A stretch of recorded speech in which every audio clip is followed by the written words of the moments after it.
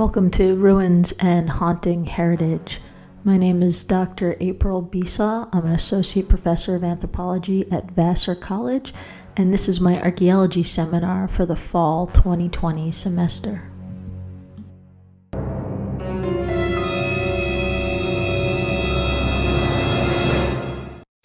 Now that we're just over halfway through this course, we're going to return to the idea of what archaeology actually is. There's so much media confusion. There was a recent article on dinosaurs in the New York Times that talked about how archaeologists are finding dinosaurs. Archaeologists don't study dinosaurs, but that's paleontologists. Archaeologists are about people, not about times before people existed. So archaeology is not even about digging, and archaeology is not about treasure and gold and things that have monetary value. So we're going to return to the book After Modernity, Archaeological Approaches to the Contemporary Past, and review the main aspects of what makes something archaeology. Archaeologists look at sites on landscapes, and within those sites, the artifacts that they contain. So for our typology or taxonomy, there's landscapes that contain sites and sites that contain artifacts. And that is the stuff of archaeology. So this wasn't an assigned reading for the course. We had 2 chapters in the early part of the course from this book that were assigned.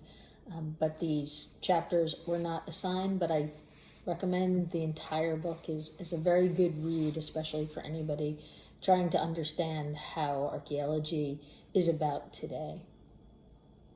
So I'm going to jump to their chapter on artifacts. So we're kind of doing the typology in reverse. Landscapes contain sites, sites contain artifacts. We're going to start with artifacts and then move up to landscapes. On page 155, Harrison and Schofield say that archaeologists study artifacts for the information they can provide about the human behaviors that created, shaped, or transformed them being the artifacts, and led them to being found where they have finally come to rest. So even how the artifact got there is part of archaeology, and that's what we call context. And we usually document it using X, Y, and Z coordinates in space so that each artifact has what we call a provenience, right? So landscapes, sites, artifacts, and then artifacts have information.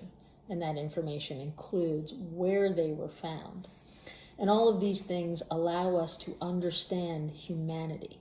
So for me, once I've analyzed an artifact, it really has no value to me anymore. It's not my precious thing. It's not the ring from the Lord of the Rings. It is a way of getting information about how people were on that site and how that site interacts with the landscape that is above it. On page 156, they say, a major role for the archaeology of the contemporary past is to bring to light those aspects of contemporary life that are hidden, obscured, forgotten, or subaltern. So that isn't just true for the archaeology of the contemporary past. That's true of archaeology of all humanity, is that we're trying to bring to light things that we don't already have in our active social memory. On page 157, they say that archaeology is prehistory, that archaeology is about distant pasts and lost tribes and things like that. That form of archaeology developed at a time when those ways of life had become distant enough to be viewed as obscured and required excavation to recover. So we've had archaeology as a profession for over 100 years. And who the earliest archaeologists were, matters of debate that we could have. But for, let's say, all of the 1900s, archaeologists were excavating a distant past, and now we've got that information. We have no longer that much of an obscured prehistoric past. So a lot of archaeologists like me are moving more towards the more recent past, because a lot of what's going on today with our lives and with those of our parents, we don't really fully understand, because of this idea of modernity is constantly moving, constantly fast, nothing matters, all that matters is the future. Archaeologists are the ones who are taking the time to slow things down and look more carefully at the things that we do and how we relate to each other through the material world. On page 159, they say, archaeology of modern life tells us, for example, about our carelessness. Many artifacts are considered so cheap, so quotidian, that they are not routinely curated and often simply discarded and immediately forgotten about if they are misplaced. So if you think that the archaeology of the recent past isn't interesting because it's all trash, then that's because you buy into modernity. And what if these things that you don't value and throw away have more meaning than you think they have? So that's where archaeology is revealing. So in previous lecture for this week, in the book Blurred Timescapes, there was a chapter on the farm crisis of the 1980s in the United States. And the government pushed farmers to have cheaper and cheaper food, which made a lot of farmers go out of business. So this need for things that we buy to be cheap and easily discarded without care is part of our current economic crisis, part of our current social inequality, that we don't value people and their labor. We know that through the objects that we just carelessly discard. So on page 168, Harrison and Schofield say, what is revealed by looking closely at the mass consumerism of cheap goods? Well, what is revealed is that more and more workers cannot afford to buy what they themselves produce because of the cheapening of labor. So in their book, Harrison and Schofield, they don't talk about the farm crisis, but they talk about various examples, including a very creative archaeological look at IKEA bookcases. And they say that the evidence through the archaeology of the IKEA bookcase reveals part of the McDonaldization of society. So you get a burger many places, but most people go to places like McDonald's where all the burgers are all the same all throughout the world, right? They make their burgers exactly the same. You go to a diner and get a different burger, right? So this mass consumerism of the cheap burger, and the cheap burger that always tastes the same no matter where you are, is the same thing as the mass consumerism of furniture, like at IKEA, that you don't want nice furniture. You want it to look nice, but you don't want it to last because you want to consume more furniture, right? Our ancestors, sometimes they only had one set of furniture that was handed down from generation to generation, partially because they didn't move and partially because they stayed in the same house. We'll get to that later. So archaeology of IKEA bookcases reveals part of the McDonaldization of society that is involved in a broader process of allowing the storage of larger quantities of consumer goods within the home and the increased isolation of the individuals within the space of the home. So because archaeologists have spent over 100 years studying the distant past, we know that you having your own home is modernity. That did not exist in the 1800s. That did not exist in the 1500s. That did not exist in 1 AD, right? That is not natural, right? I love having my own place to live, don't get me wrong, but it is not the way that humanity has existed for most of humanity. So the archaeology of homes and households shows us that this celebrated state of existence is something new, that you barricade yourself in the largest structure you could afford and you fill it with the cheapest things that you could get, and you constantly throw those things out and get new cheap things in this building that is completely and totally for you. So on page 176, to end the section on artifacts, they say, in understanding the meaning of contemporary material culture, the things on your bookcase shelves or the bookcase or the house, context is always critical for the interpretation. So our context is the XYZ coordinates, but it's also, where is this? What is the site? If I find an IKEA bookcase at a garbage dump compared to finding it in a home that's 200 years old, it tells a different story. So let's move on to their chapter on sites. On page 185, they say, as archaeologists, we like to set up frameworks for the material culture we investigate, typologies, or perhaps more correctly, taxonomies, within which relationships, similarities, and differences can be assessed and made sense of. So there's so much information in the artifacts in a site, but we want to say, oh, this is all stuff that is associated with a kitchen.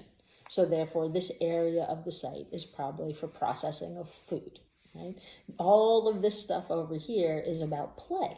So is this adult play? Is this child play, right? So this area might be where the kids were allowed to roam freely. So our taxonomies really help us to reduce all of the variety into something that we could compare from one to the other.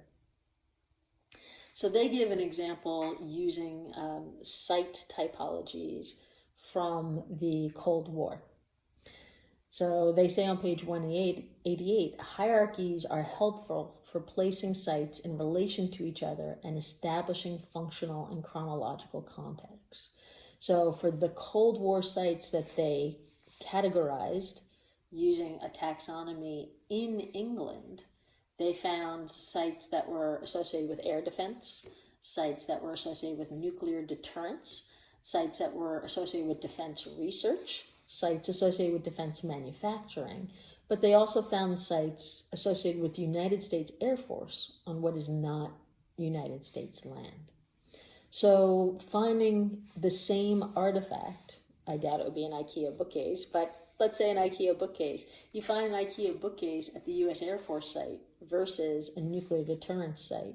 It's slightly different in its interpretation because you're hoping that the government is investing in quality, long-lasting products, or that they need to hold things of more significant weight than an IKEA cheap, put-it-together-yourself bookcase would hold. So within these sites of the Cold War in England, they talk about what should be documented and why. On page 191. They say at such sites, archaeologists may document everything, including signage and graffiti, for it provides information about military sites and culture that is not available through other official sources.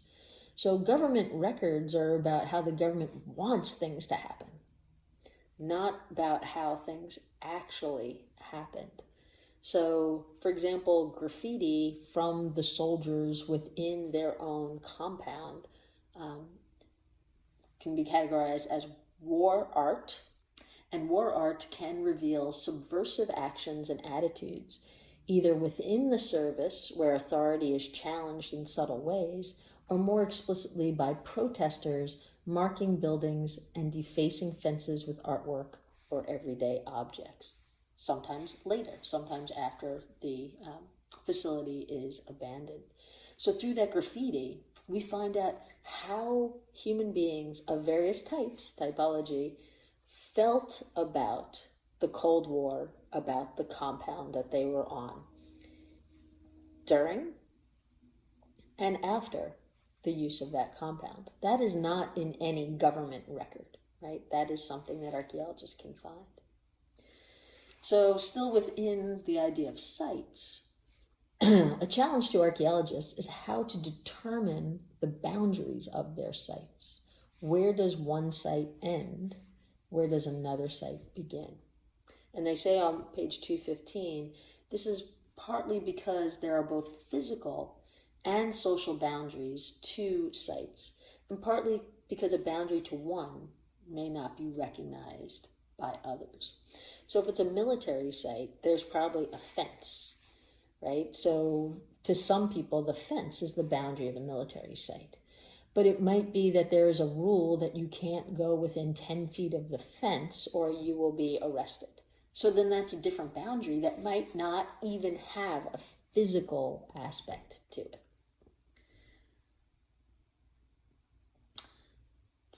And partly because a boundary to one may not be recognized to others. So if there isn't a fence, and there's essentially just a line in the sand, and somebody says, don't cross that, well, is that a boundary that I respect? Is it not a boundary that I respect? So that in itself often presents new ways of seeing people's places and accepted histories by studying the boundaries of our sites. We don't necessarily need to look at the artifacts. We might just look at the boundaries and see whether the boundaries were respected or not, and by who.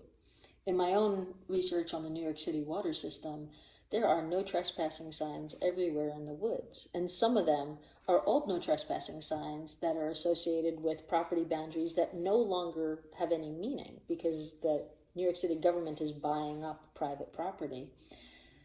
But then there are private property signs of the New York City government that routinely are ripped off the trees and mangled up and tossed out and defaced.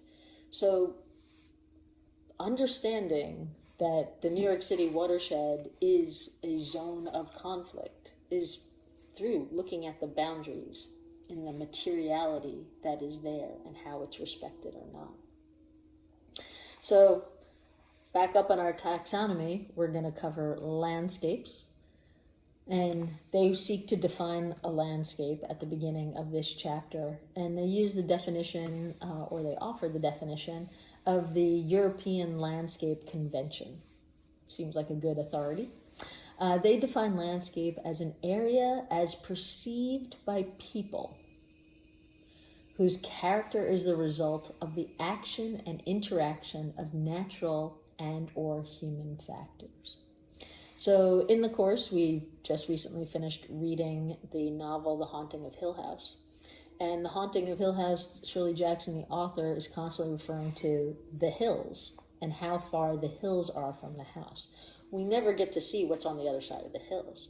So the landscape of Hill House in the novel is defined by the trees, by the gate of the property, which is very far away from the actual house, and includes the little area that they're going to have a picnic, the little waterway that's there, the building, some of the outbuildings, the summer house, and so forth. So landscapes contain sites, but the definition of a landscape includes how humans perceive that to be. So an American example of this landscape and how fluid a landscape can be would be possibly the definition of what is New York City, right? So to some, New York City is just Manhattan. To some, New York City is just the southern part of Manhattan. To others, the city is the 5 boroughs, which includes Brooklyn and Queens. You have to take transportation to get there. You can't necessarily walk. Well, you can walk across the Brooklyn Bridge, but it's a long walk. To others, mainly those who have never been to New York, all of New York is New York City. Or simply, there's just New York City, and there is nothing else to New York. So, in other words, landscapes are like sites in that they need to be defined, and defined by people, and that definition is fluid, and as fluid as the people are. But landscapes consist of multiple sites.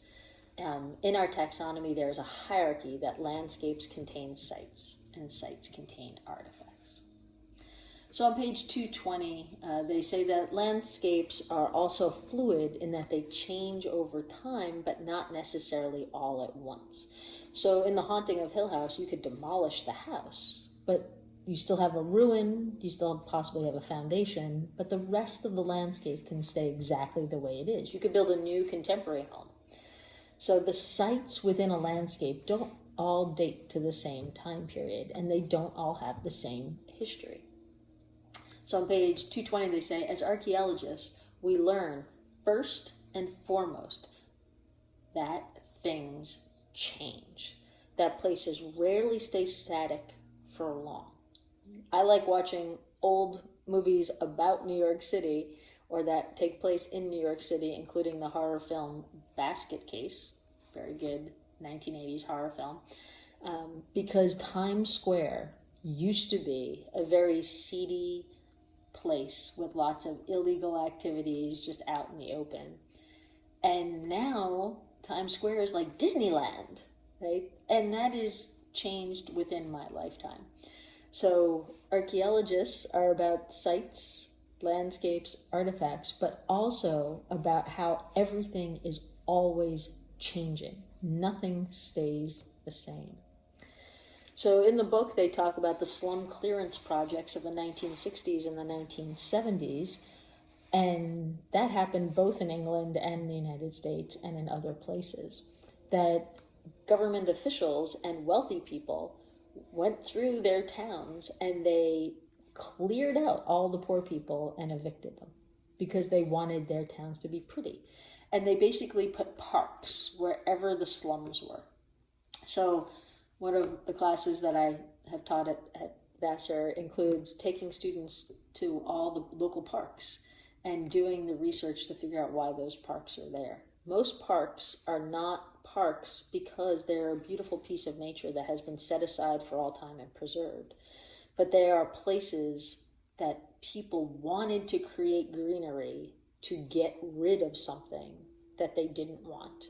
Or they're places where something bad happened and therefore nobody wants to live there anymore, right? So parks have very interesting histories. They're not about green grass. So if landscapes are made up of sites, then they also have to contain interstitial places, places in between sites. Here's a site, here's a site. What's in between? Interstitial sites. So on page 288, Harrison and Schofield say that these are the in-between places that don't really fit, that defy easy categorization.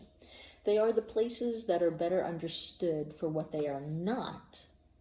They are not commercial, not residential in any conventional sense, not retail, not a conservation area or a park.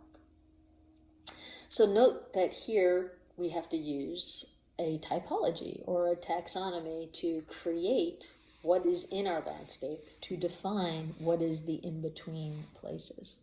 So a different typology would create different interstitial places. So in a conventional typology, a homeless camp would be an interstitial place.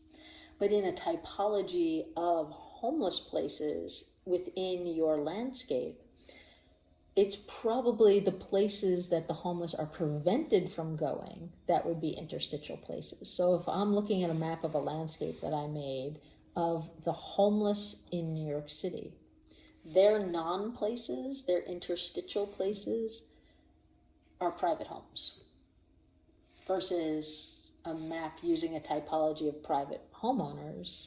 The homeless camps would be the interstitial places. So interstitial places in the conventional town landscape is usually where trash is deposited. So they say this on page 228. But nearby those interstitial deposits of trash is where you could usually find low rents, because who wants to live near trash? But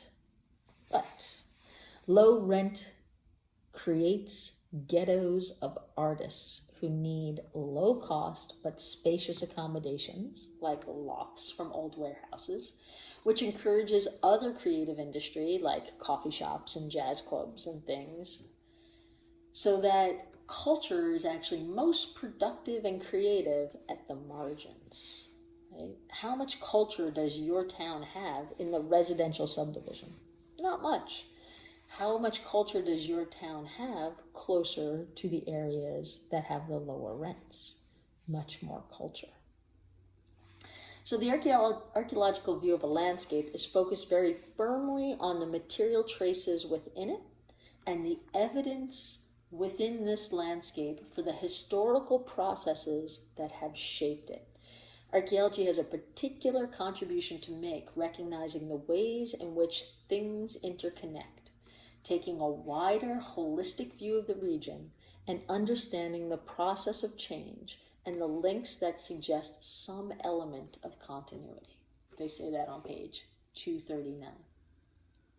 On page 247, they say that the difference between an archaeological approach and that of other disciplines is that material culture is often, or more often in archaeology, the starting point for an investigation, leading us then to the people who created and used that material.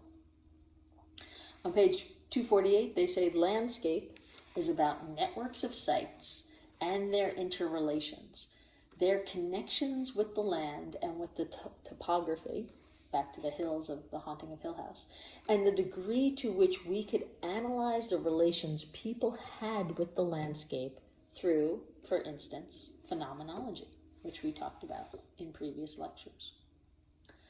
So the conclusion of Harrison and Schofield's book has this on page 283.